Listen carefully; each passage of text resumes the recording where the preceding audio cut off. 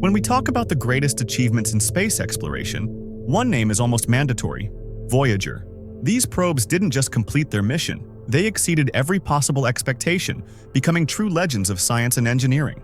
Launched in the late 1970s, back when television was still black and white and computers filled entire rooms, the Voyagers set off with a relatively simple goal: visit the giant planets of the solar system and send back a few images to Earth. However, what they accomplished went far beyond what was planned. The probes didn't just photograph Jupiter, Saturn, Uranus, and Neptune in unprecedented detail. They continued their journey, venturing farther and farther toward the edges of known space. Today, nearly half a century later, these lonely messengers are still out there, drifting in the silence of deep space. They keep moving farther away from Earth, carrying with them traces of our existence. But with so much time gone by, how is it possible that they're still working? How do they keep moving? And perhaps even more astonishing, how have they avoided collisions after traveling billions of kilometers?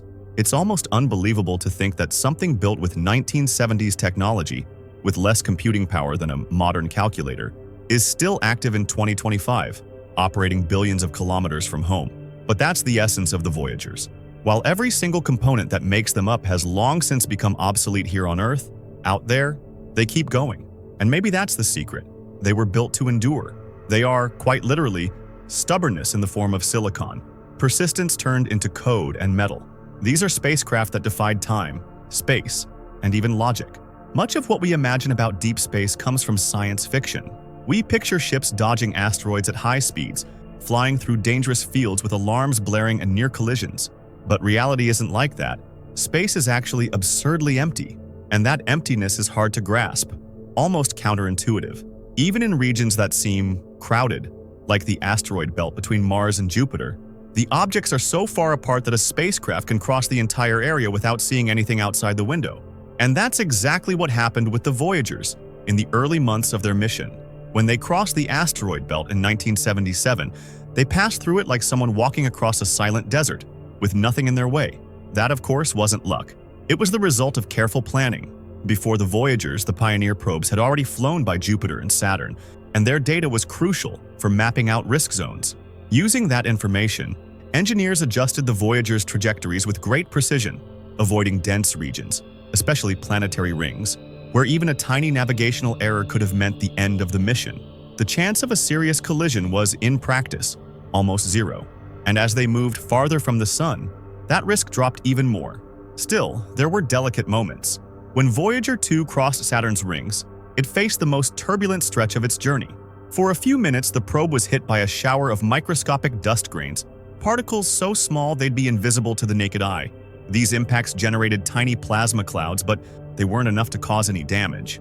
The guidance system detected the vibrations and activated corrective thrusters, keeping the antenna perfectly aligned with Earth to within a fraction of a degree. If even in the middle of Saturn's rings the risk was so well controlled, imagine what came afterward. Today, the Voyagers are beyond the heliosphere. In other words, outside the protective bubble formed by the solar wind.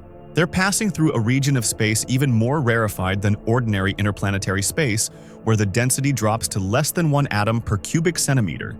It's a kind of absolute solitude. There's no dust, no obstacles, no debris fields, just the frozen silence of interstellar space. And this absence of matter is exactly what keeps them safe. If they were traveling at speeds close to the speed of light, even a single molecule in their path could be catastrophic. But that's not the case.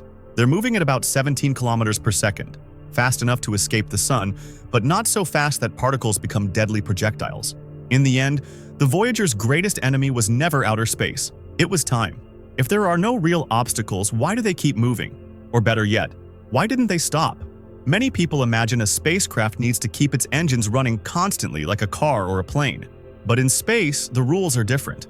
With no air resistance and no friction, nothing slows the spacecraft down. That means once it's pushed, it keeps going indefinitely. And that's exactly what happened with the Voyagers.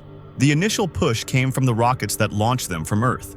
But what truly placed them on this epic path was a technique called gravity assist.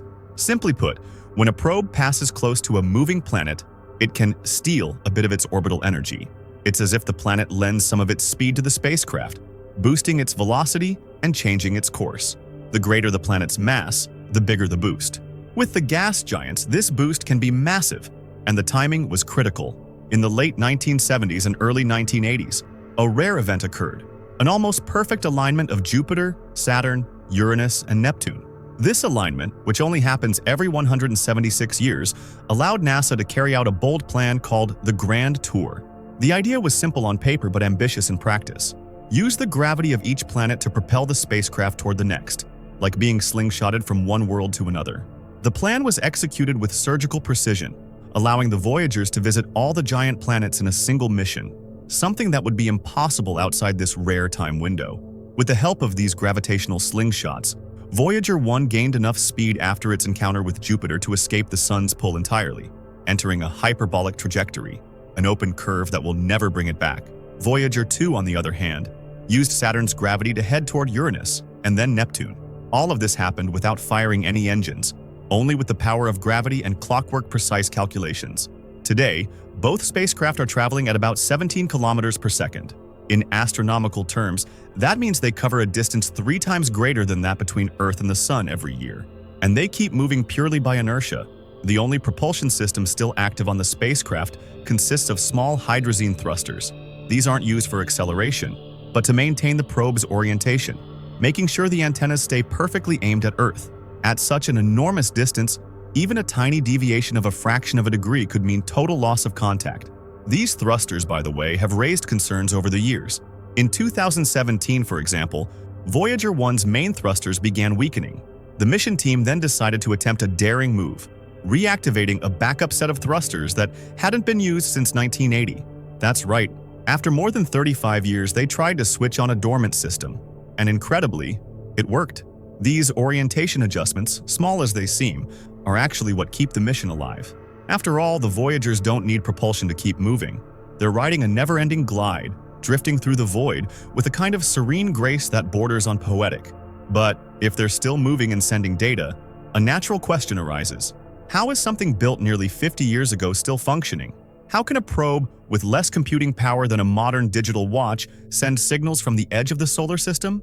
The answer starts with their power source. The Voyagers don't use solar panels. After all, they're so far from the Sun that the light they receive is too weak to power any equipment. That's why, from the very beginning, NASA equipped each probe with 3 nuclear generators called RTGs, radioisotope thermoelectric generators. Inside each RTG is plutonium-238, a radioactive material that releases heat as it decays. This heat is then converted directly into electricity by thermocouples. It's a simple system with no moving parts, reliable, and capable of lasting for decades. And indeed, it has lasted. Since 1977, these generators have powered the Voyagers. However, their energy output has steadily declined over time. By 2022, each probe was operating with just over 200 watts, barely enough to power 2 standard light bulbs. Keeping an entire mission alive on that is a feat of extreme engineering and frugality. Bit by bit, engineers began shutting down systems to save power. First, the heaters for less critical components.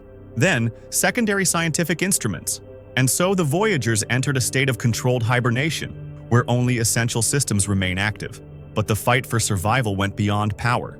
Over the decades, the probes have faced technical failures that could have ended their missions at any time.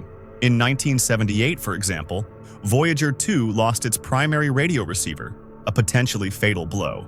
But the backup system was activated, and it's still in use today. Then, in 1981, the same probe had its scan platform jammed. It simply stopped turning its instruments toward targets. The cause?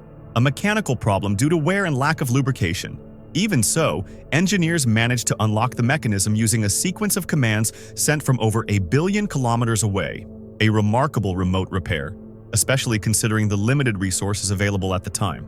More recently, in 2022, Voyager 1 started sending back completely garbled data about its orientation. For months, engineers tried to figure out what was going on. They eventually discovered that the spacecraft's computer was writing data to the wrong area of memory.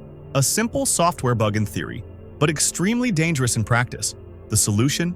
Program the probe to ignore the faulty module and redirect the data to a functional part of the system. Then, in 2025, another scare. Voyager 1 stopped sending any readable data.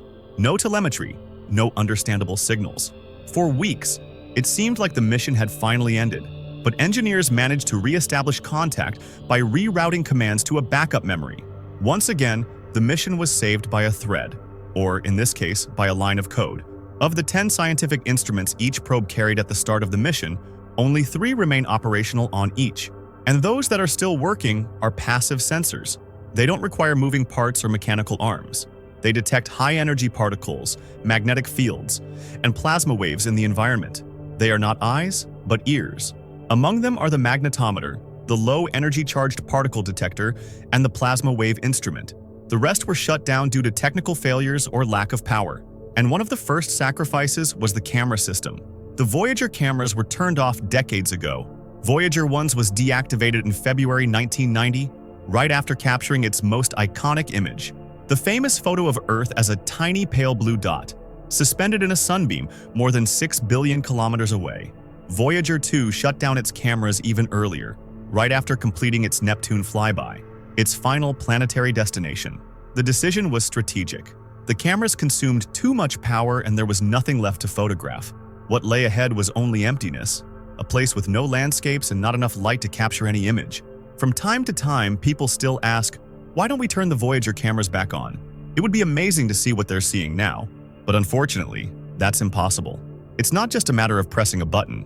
The camera shutdown was permanent, not a sleep mode.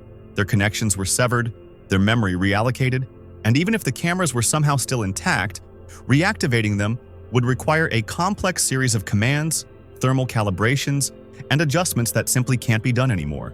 On top of that, the cameras were built using 1970s analog technology. They had very low resolution and required heating elements to function. Their sensors were already aging when they were shut down, and the system that controlled them hasn't received updates in nearly 50 years. Trying to bring them back to life now would require turning off something that's still working. In short, it's not worth the risk. And even if it were possible, what would they see? Nothing. Just darkness. A void so deep that even the stars no longer appear clearly. At this distance, light is rare, silence is total, and the image would be nothing but black. Voyager's final glimpse was, in a way, poetic.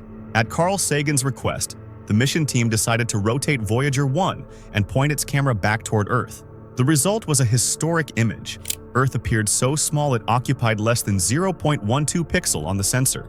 The exposure had to be calculated with extreme precision, or it wouldn't have shown up at all. And there it was, a lonely speck floating in a beam of light.